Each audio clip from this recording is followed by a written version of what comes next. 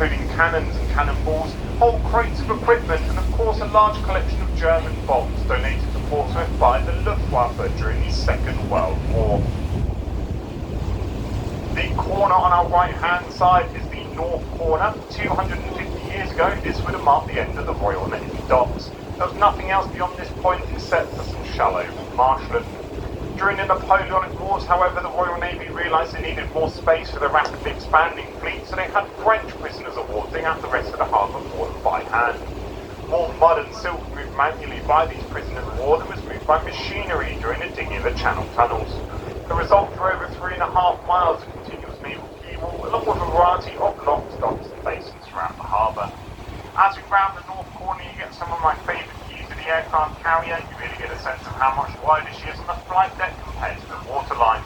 Down on the waterline, she is 40 metres across, that's twice the length of the harbour towboat.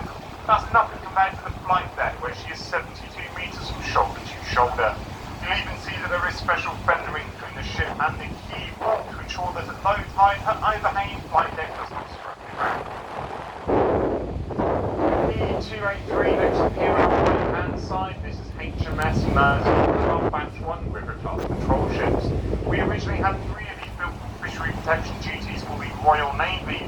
Now the Navy liked this ship, but they decided they wanted an extra one with a helicopter pad, so they built an upgraded one and sent it down to the Falklands to join the Falklands garrison.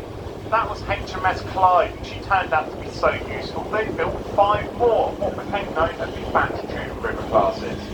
They were supposed to get rid of the older Batch 1s like Mersey here, but instead transferred them over to the Channel Fleet, but are now primarily used for the training of new Royal Navy crews, as well as controlling these different waters.